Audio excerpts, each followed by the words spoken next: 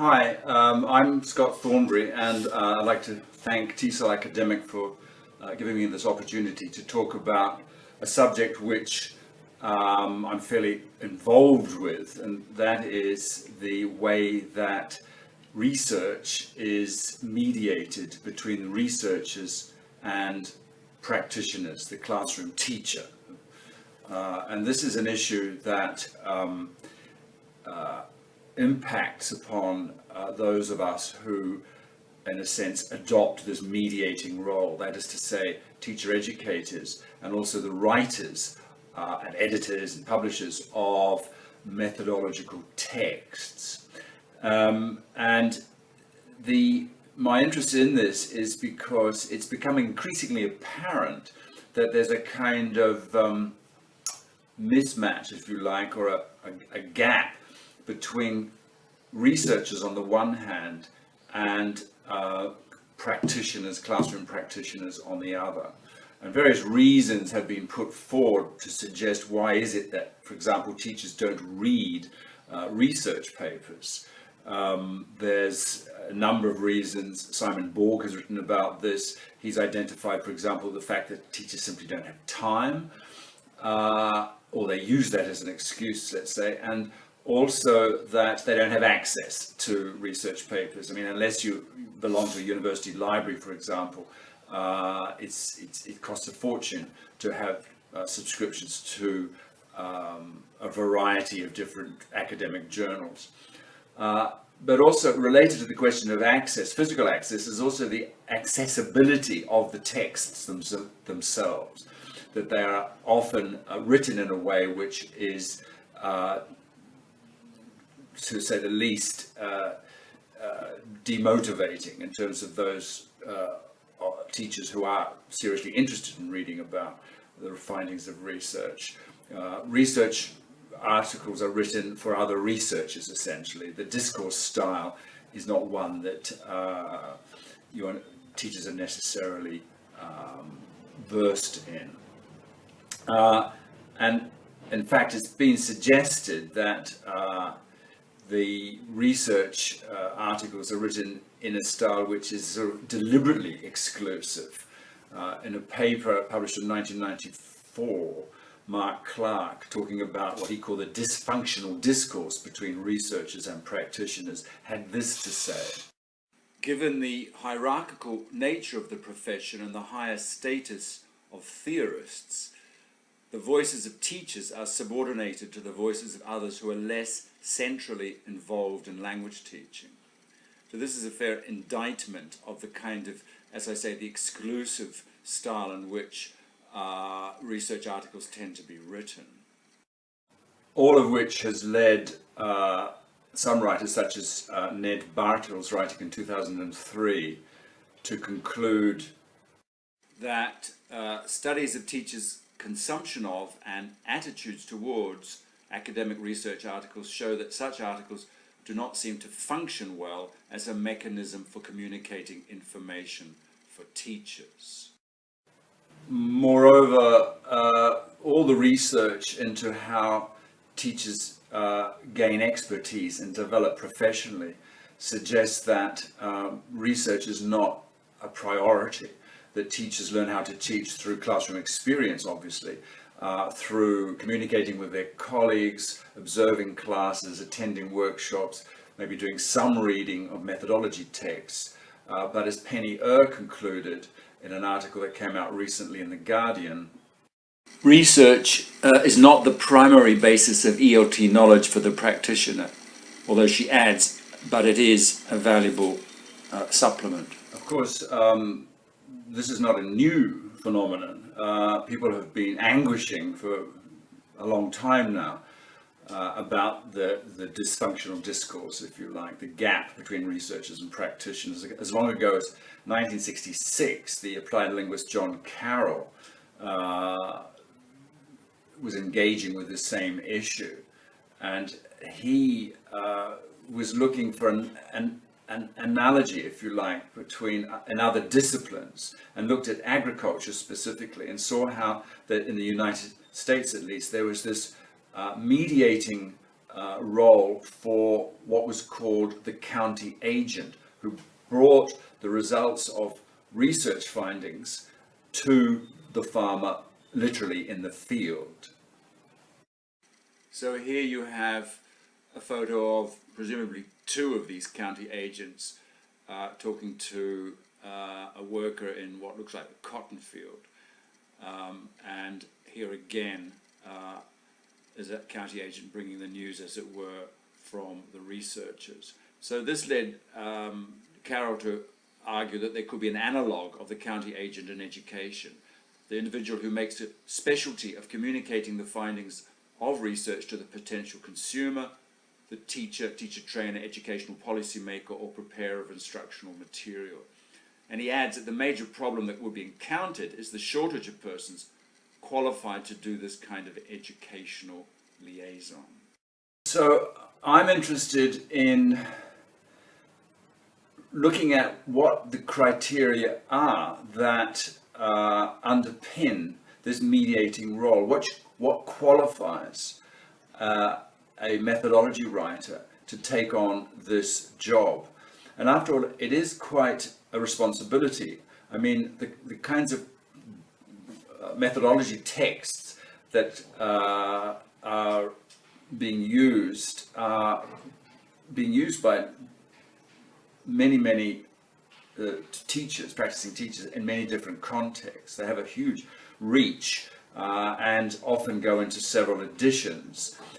Therefore, it behooves us, I think, to look at how responsibly these writers take their role. And that's what I decided to do, basically. Not least because I have a kind of vested interest being a methodology textbook writer myself.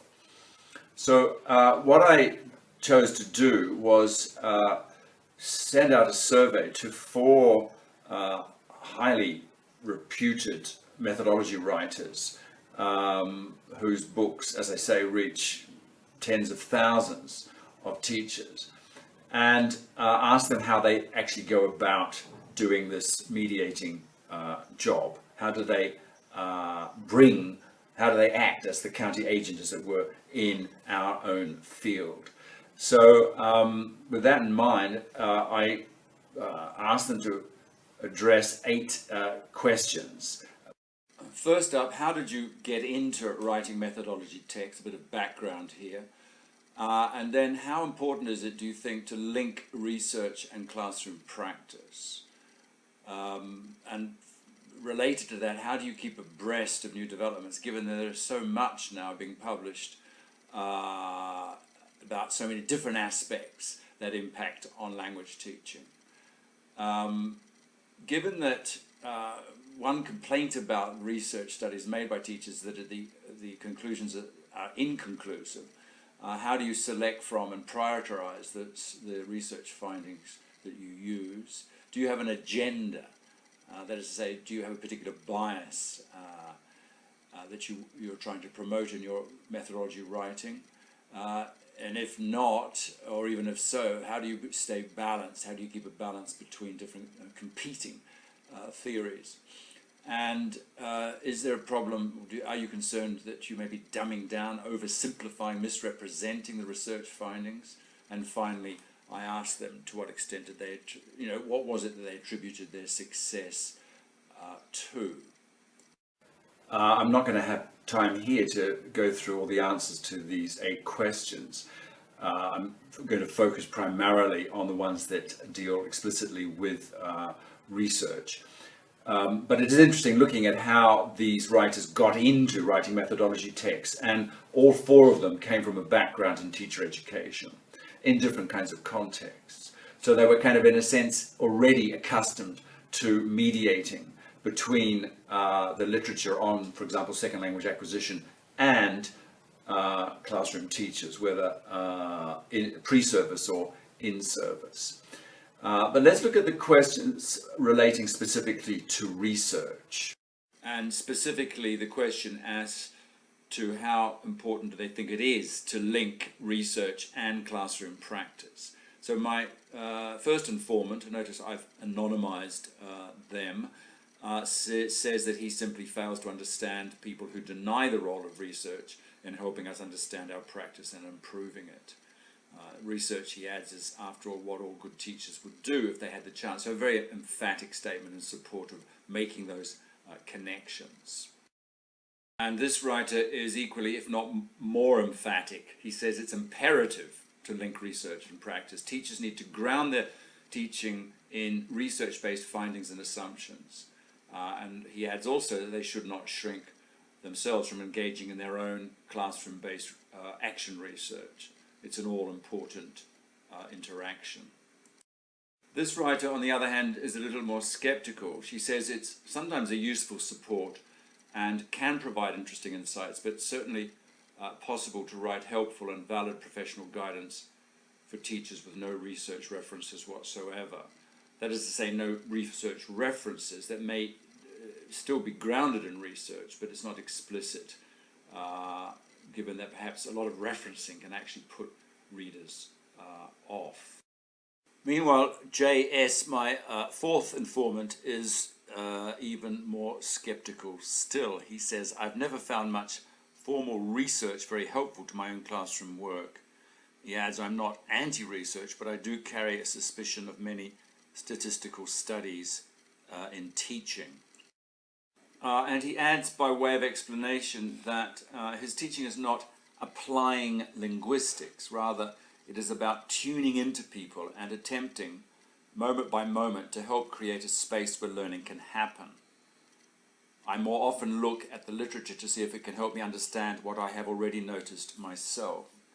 And this seems to me not an entirely incoherent position. It's been criticized heavily because it's not evidence-based, research-driven. Rather, it uses the research to justify his own intuitions about teaching, which come from his experience and from the observing other teachers teach primarily. So it's not research-led or even research-informed. Perhaps it's kind of research retrospectively justified, if you like. But as I say, I think it is a valid point of view and worth taking on board.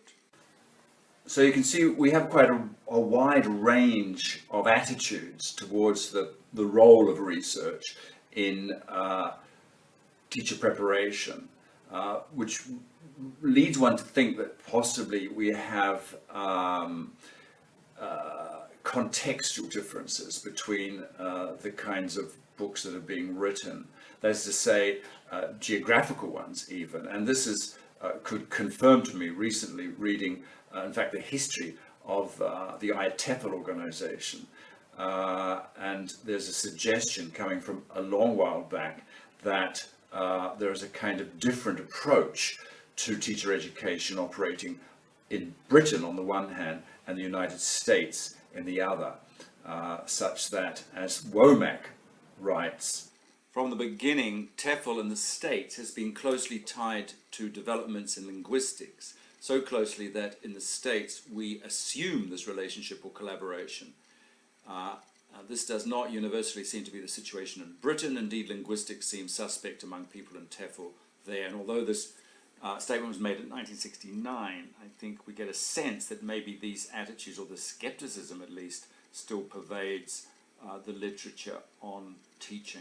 And finally, let's look at the answers to the question about the writers having a particular point of view or line or philosophy or an agenda that they're trying to push either overtly or covertly in their methodology texts. And this is what they had to say in response to that question. This informant says that she tries to be as objective as possible, which is a point that the other informants make, as we will see. But she says that the problem arises when a researcher's data seems to contradict her own experience-based opinions. So then she has to read the research very carefully, re-examine her own experience, and try to decide who is right or how they might both be. So in other words, looking at the mismatches between the research data and her own experience and trying to find some kind of compromise at least.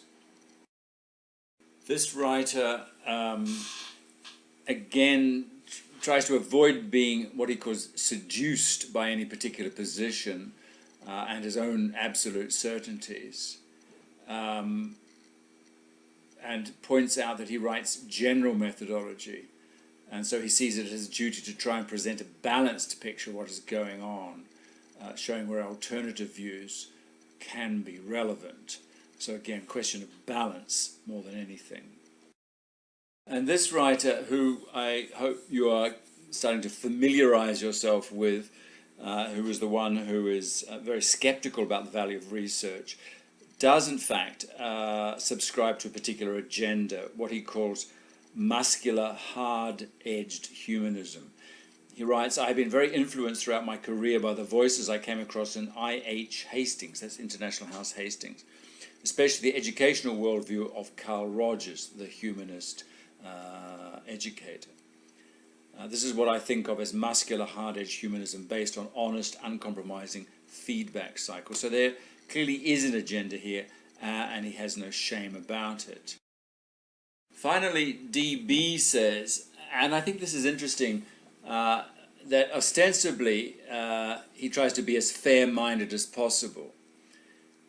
So like the first two informants, going for objectivity and balance. However, having said that, he says, "I firmly believe that language learning is a universal means for multicultural communication and reaching across national linguistic borders, as well as appreciating and affirming diversity in points of view. I always remind my teachers that they have a social responsibility to appreciate that diversity among their students, to be non-judgmental in responses to students, and to remind their students that language is a bridge to global peace." If that's a bias, so be it. So again, here is a very clear, and I could say again, humanist agenda for which he's not ashamed, and though he aims for a balance, he's quite happy to push this particular personal agenda. So, summarizing the results of this admittedly rather narrowly focused survey, and also folding into it my own experience as a methodology writer, these are some of the conclusions that I came to as to how methodology writers adopt this mediating role.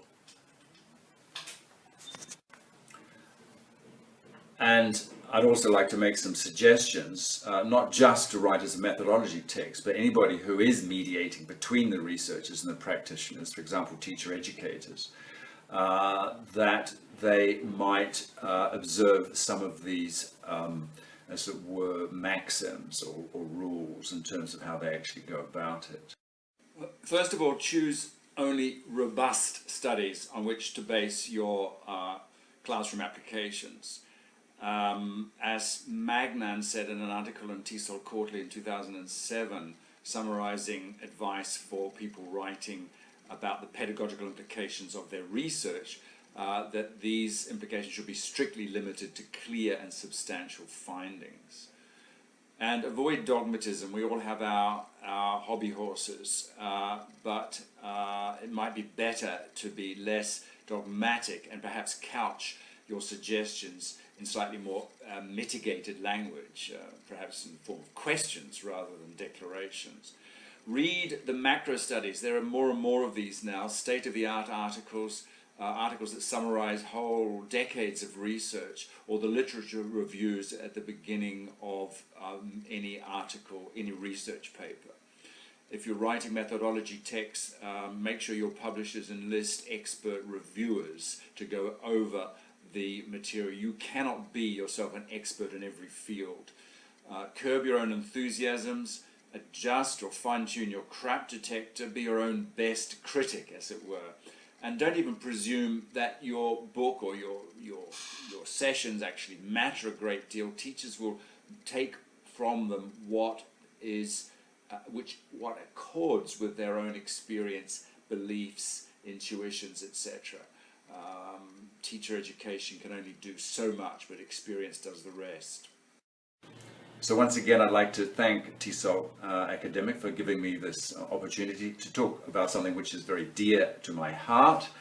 and I hope it's given you an insight into how the mediation role is in fact informed by solid principles, even though they may not be principles that hardcore researchers are necessarily sympathetic to. Thank you.